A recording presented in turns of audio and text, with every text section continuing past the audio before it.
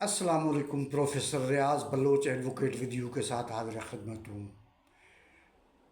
کل سے بنگلہ دیش کے حالات پہ دنیا بھر میں تبصرے ہو رہے ہیں۔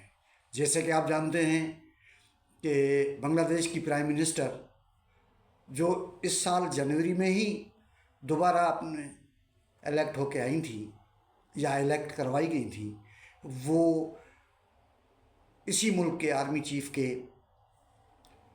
کہنے پر اور 45 منٹ کے وارننگ کے ساتھ کہ 45 منٹ کے اندر آپ استعفیٰ دے دیں، تو انہوں نے استعفیٰ دے دیا۔ استعفیٰ کیوں دیا؟ یہ وہ بھی جانتی ہیں اور پوری دنیا جانتا ہے کہ بنگلہ دیش کی جو بانی ہیں شیخ مجیب الرحمن کے ساتھ وہاں کے فوج نے کیا سلوک کیا تھا۔ ہم اس وقت بنگلہ دیش کے بانی اور اس کی حکومت پہ کوئی گفتگو نہیں کرنا چاہتے۔ آج کے حالات میں عوامی لیگ کی گورنمنٹ نے جو گزشتہ 18 سال سے امپاور تھی، اس نے کون سے اقدامات کیے ہیں، کیسے اقدامات کیے ہیں، اور اس کے نتیجے میں عوام نے کیا رد عمل دیا، اور اس کے نتیجے میں یہ کچھ ہوا۔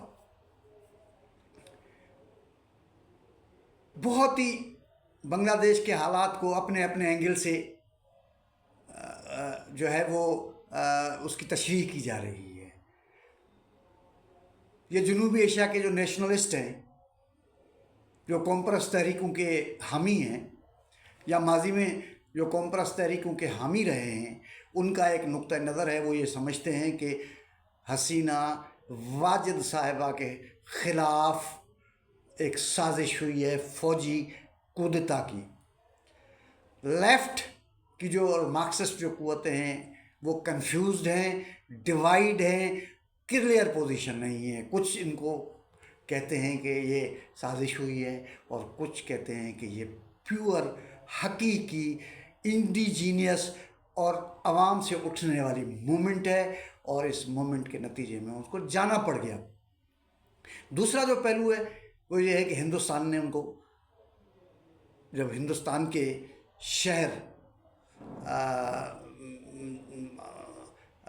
اگرتلا میں وہ پہنچی ہیلی کاپٹر پہ، تو اس کے ساتھ وہ سلوک نہیں کیا گیا جیسا کہ ہندوستان سے توقع رکھی جا رہی تھی۔ یہ ہندوستان کوئی پہلا ملک نہیں ہے، گرتے ہوئے کا کوئی بھی نہیں ہے۔ کیا شہنشاہ ایران نے امریکہ کے لیے کوئی کم خدمات پیش کی تھی؟ پورے خطے میں پولیس مین تھے شہنشاہ ایران رضا محمد شاہ پہلوی، لیکن جب وہاں سے وہ نکلے ایک تحریک کے نتیجے میں، تو ان کو امریکہ نے پناہ دینے سے انکار کر دیا، سیاسی پناہ دینے سے انکار کر دیا۔ تو یہ کوئی پہلا واقعہ اور انہونی سی بات نہیں ہے۔ اس طرح ہی ہوتا ہے سیاسی مفادات اور جو عالمی ڈپلومیسی ہے اس کے نقطہ نگاہ سے۔ اس تحریک کی جو کیفیت ہے، جو اس کی ساخت ہے، جو اس کی جو صورتحال ہے، اس پہ بھلا کچھ سمجھنے کی ضرورت ہے۔ اس تحریک نے 3-4 چیزوں کو واضح کیا۔ ایک تحریک اس نے تو واضح اس کو کیا کہ جناب بنگلہ دیش کے اندر جتنی بھی مروجہ سیاسی پارٹیاں تھیں، وہ جو عوامی مسائل تھے، جو عوام چاہتی تھی، جو عوام کی خواہشات تھیں، چاہے وہ رولنگ پارٹی تھی یا اپوزیشن پارٹیز تھی، وہ عوام کے توقعات پہ پورا نہیں اترے۔ اور اس پوری تحریک کے اندر جو 1 مہینے سے ذرا اوپر چلی ہے، اس میں اپوزیشن بھی ریلیونٹ تھی، صرف حکمران پارٹی نہیں۔ حکمران پارٹی تو جبر کر رہی تھی اور موب کو روکنے کی کوشش کر رہی تھی، فورسز کا استعمال کر رہی تھی، 300 سے زیادہ طالب علم شہید ہو گئے۔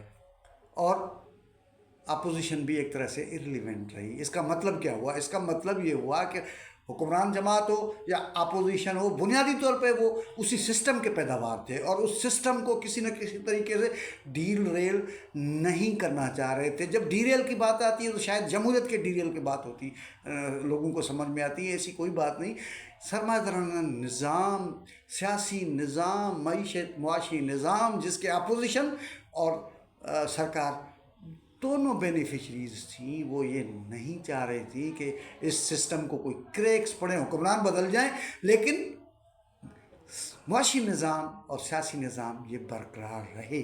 लेकिन तालिब इल्मों ने अपनी भरपूर तहरीक से एक बात तो वाज़ेह की कि जनाब अगर जो है वो तालिब इल्म या अवाम जो है अगर अज़म के साथ, अपनी ताकत के साथ, अपनी क़ुव्वत के साथ और अपने मुस्तकिल मिजाजी और क़ुव्वत इरादी को मजबूत करते हुए जब हुक्मरानों को चैलेंज करते हैं तो दुनिया का कोई हुक्मरान नहीं जो उनके सामने खड़ा हो सके। बिलाखिर 1 महीने के बाद प्राइम मिनिस्टर हसीना वाजिद को जाना पड़ गया।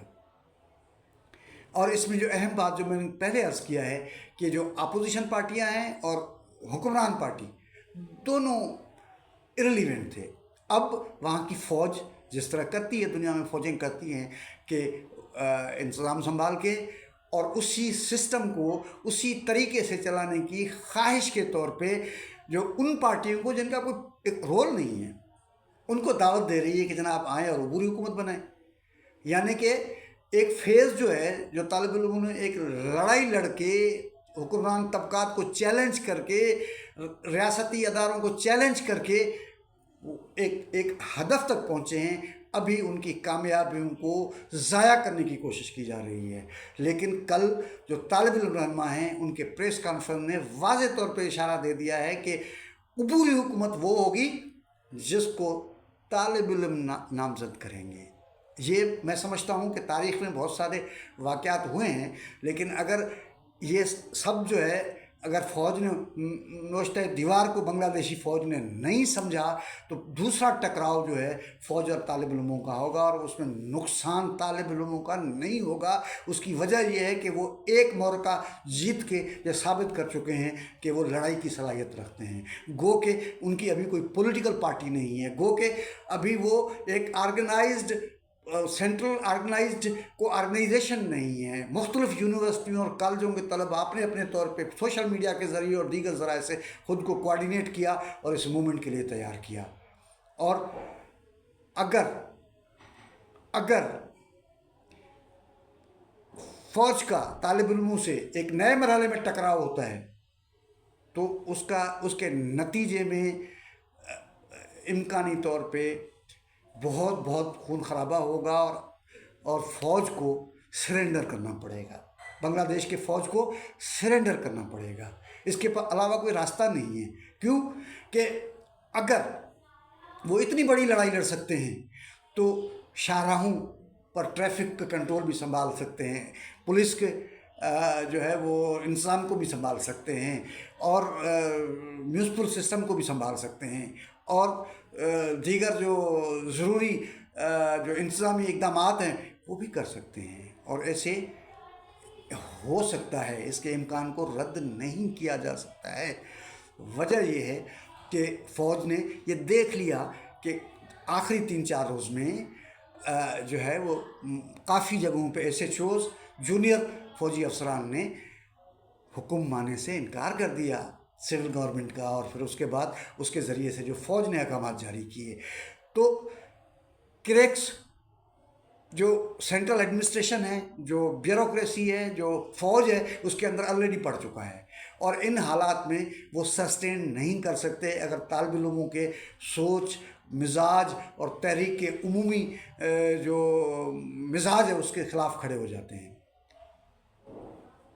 इस दौरान मुमकिन तौर पे एक नई पॉलिटिकल पार्टी जन्म ले सकती है। तालिब इल्मों की तरफ से नई पॉलिटिकल पार्टी जन्म ले सकती है, क्योंकि इस वक्त तो स्पॉन्टेनियस मूवमेंट है। तालिब इल्म है जो इकट्ठे हुए हैं, शायद उनका आपस में कोई रब्त नहीं होगा माजी में कभी, वो एक तहरीक के दौरान जुड़े हैं और तहरीक के दौरान इकट्ठे हुए हैं और उस तहरीक ने उनको इकट्ठे किया है। जब उस तहरीक ने इनको इकट्ठे किया तो यकीनी तौर पे एक पॉलिटिकल विजन के साथ, एक सोच के साथ, एक एजेंडा के साथ आगे बढ़ सकते हैं और बांग्लादेश के अवाम को एक बेहतर गवर्नेंस दे सकते हैं। मैं ये नहीं कहता हूँ कि वो सोशलिस्ट गवर्नमेंट होगी, मैं ये भी नहीं कहता हूँ कि वो बहुत ज़्यादा फेयर गवर्नमेंट होगी, अब इसको देखना होगा। लेकिन एक बात जो है, जिन इश्यूज़ पे तलबा ने तहरीक चलाई है वो इश्यूज़ बड़े महदूद हैं, उसे अगले तकाज़े तालिब इल्मों को पूरे करने पड़ेंगे, स्टूडेंट्स को पूरा करने पड़ेंगे, इकनॉमिक एजेंडा देना पड़ेगा, सियासी एजेंडा देना पड़ेगा। और साथ साथ जो है, जो अहम बात है वो ये है कि तमाम तर पॉलिटिकल पार्टियाँ सख्ते में हैं वहाँ पे, वो इतने सख्ते में हैं कि अब वो फौज उनके पीछे लगी हुई है, वो फौज के पीछे लगे हुए हैं कि बस किसी न किसी तरीके से निज़ाम को बचाएं। भाई अवाम उस निज़ाम को नहीं बचाना चाहती है, अवाम किसी नए निज़ाम की तश्कील करना चाहती है तो अवाम ही तो अख्तियार रखता है। तो इस हवाले से मैं समझता हूँ कि लंबे अरसे के बाद दुनिया की तारीख में एक नया फिनोमेना सामने आया है। गो के 1967-68 में हमीद जो पॉलिटेक्निक इंस्टीट्यूट रावलपिंडी का जो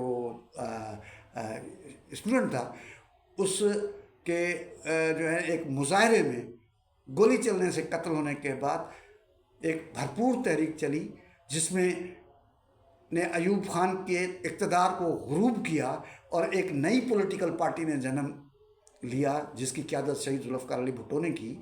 लेकिन वहाँ पे ज़रा थोड़ी सी सिचुएशन डिफरेंट है, तालिब इल्म वहाँ पे भी ज़ख्मी हुआ और मरा।